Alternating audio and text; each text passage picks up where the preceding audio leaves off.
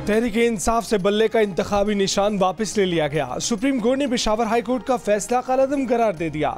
Election commission का फैसला दुरुस्त करार दे दिया। Chief justice supreme court justice Qazi Faez Isa ने फैसला सुनाया। 3-0 से मुतफिका फैसला किया। चीफ जस्टिस पाकिस्तान ने फैसले में लिखा कि इलेक्शन कमीशन कई माह से तहरीके इंसाफ को इलेक्शन कराने के लिए नोटिस जारी कर रहा था। आखिर PTI ने इलेक्शन कराए, लेकिन उनमें सुकम पाए गए। इलेक्शन की जगह मुश्तहर नहीं की गई। दीगर उम्मीदवारों को पार्टी इलेक्शन में हिस्सा लेने का मौका नहीं मिला।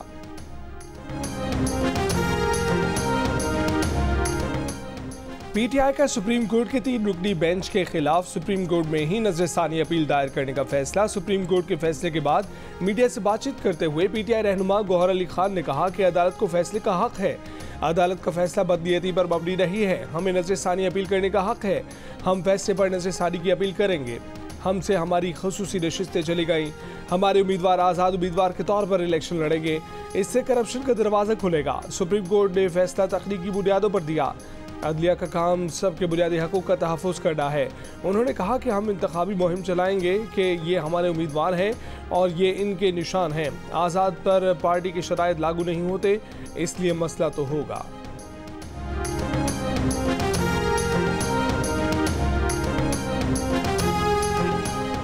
सबको सुप्रीम कोर्ट के फैसले को तस्लीम करना चाहिए। रहनुमा नून लीग ख्वाजा आसिफ की जियो न्यूज़ से गुफ्तगू। कहा कि तहरीके इंसाफ के इंट्रा पार्टी इलेक्शन ड्रामा थे।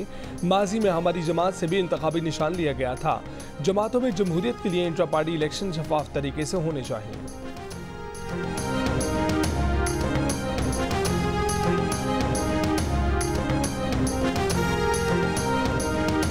अकबर एस बाबर ने कहा है कि सुप्रीम कोर्ट ने तारीखी फैसला सुनाया है। पाकिस्तान की सियासी तारीख में पहली बार इंट्रा पार्टी इलेक्शन की अहमियत सामने आई है।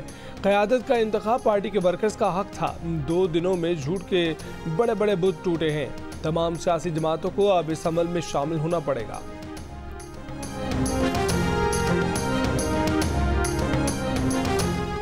साबिक सेक्रेटरी इलेक्शन कमिश्नर कुंवर दिलशाद ने कहा है कि तहरीक इंसाफ के उम्मीदवार अब आज़ाद हैसियत में इलेक्शन लड़ेंगे। तहरीक इंसाफ मजमूई तौर पर अब कौमी धारे से बाहर आ गई है। पार्टी का नाम तहरीक इंसाफ तो रहेगा, लेकिन कौमी और सूबाई असम्बली में उनकी नशिस्तें आज़ाद उम्मीदवार की हैसियत से आएंगी। अहम बात यह है कि ख़वातीन की मखसूस नशिस्तें भी अब ख़त्म हो गई हैं।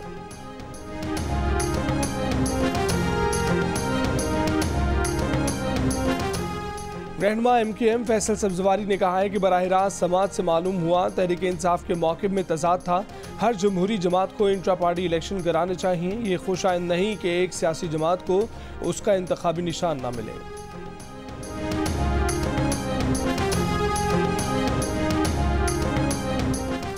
फैसले के इंतजार में PTI के उम्मीदवार दूसरे इंतखाबी निशान लेने लगे। चेयरमैन PTI गौहर खान को बुनेर से चैनक का निशान मिल गया। गुजरावाला के PTI उम्मीदवारों ने PTI नजरियाती के इंतखाबी निशान वापस कर दिए। किसी को विकेट और किसी को रैकेट मिल गया, किसी को रोलर कोस्टर मिली, किसी को स्टेबलाइजर और किसी को मेज़ मिल गई। वजीराबाद से अहमद चट्ठा ने प्याला पसंद कर लिया। सुप्रीम कोर्ट के फैसले के इंतजार के बायस इलेक्शन कमीशन ने इंतखाबी निशानात की अलॉटमेंट के वक्त 6 बार तौसी की। इंतखाबी निशानात के अलॉटमेंट के वक्त में पहली तौसी 7 बजे तक की गई, दूसरी तौसी 9 बजे तक, तीसरी तौसी 10:30 बजे तक की गई, चौथी तौसी रात 11 बजे तक की गई, पांचवी तौसी 11:30 और छठी तौसी रात 12 बजे तक की गई। 13 जनवरी को इंतखाबी निशानात की अलॉटमेंट का आखिरी वक्त 4 बजे था।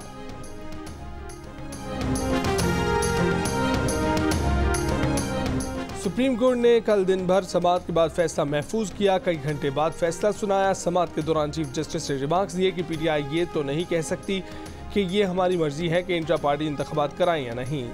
किसी को लेवल प्लेइंग फील्ड के नाम पर तरजीह नहीं दी जा सकती। तहरीक इंसाफ में लोग इलेक्शन से नहीं सिलेक्शन से आए। पूरी बॉडी मुकाबले के बगैर आई।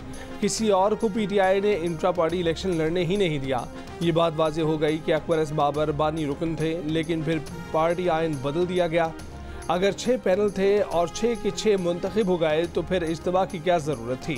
तहरीक इंसाफ के वकील अली जफ़र ने कहा कि सियासी जमातों में लीडर की इज्जत के तहत लोग उनके फैसले की मुखालफत नहीं करते। PTI के पास बानी PTI जैसी क़यादत है जिसके फैसले पर लोगों ने एतराज़ नहीं किया। इस पर चीफ जस्टिस ने कहा कि माज़रत के साथ फिर ये जमहूरियत नहीं आमरीत है। कुछ ओहदेदारों पर एतराज़ ना हो समझ आती है, मगर किसी पर एतराज़ ना होना समझ से बाहर है। जस्टिस मोहम्मद अली मजहर ने रिमार्क्स दिए कि आप लेवल प्लेइंग फील्ड मांगते हैं, आप अपने अरकान को भी तो लेवल प्लेइंग फील्ड दें।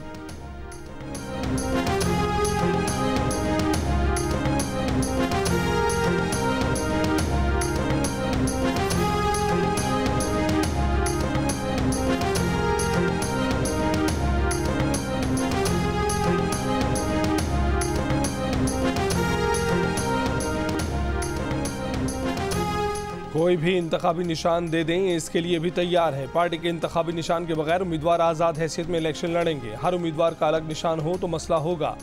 बल्ले के इंतखाबी निशान से मुतल्लिक केस में पीटीआई के वकील अली जफर के दलाइल।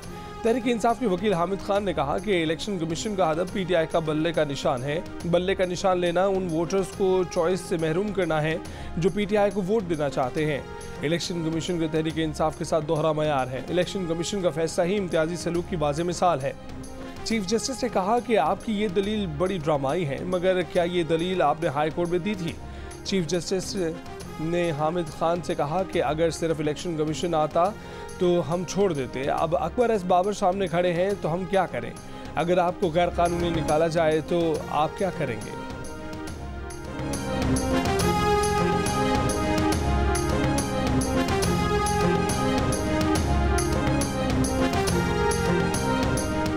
पहले अदालत की तशवीश दूर करें, फिर गिला ना कीजिएगा कि फैसला क्यों मुअत्तल किया। चीफ जस्टिस पाकिस्तान का बल्ले के इंतखाबी निशान के केस में पीटीआई के वकील अली जफर से मुकालमा। दौरान समाअत अली जफर ने बताया कि अकबर एस बाबर को पार्टी से निकाले जाने का लेटर नहीं मिला। इंट्रा पार्टी इलेक्शन के कागजात नामजदगी नहीं है, बानी पीटीआई के नामजदगी का लेटर भी नहीं है। चीफ जस्टिस पाकिस्तान ने कहा कि सब छोड़ें, ये बता दें कि इलेक्शन हुआ भी है या नहीं, तमाम पार्टी अरकान को यकसा मौका मिला है या नहीं। इलेक्शन कमीशन को कागज का टुकड़ा दिखाकर ये नहीं कहा जा सकता कि लो इंतखाबात करा दिए। पीटीआई तो कागजात नामजदगी की फीस का भी कोई कागज नहीं दिखा रही।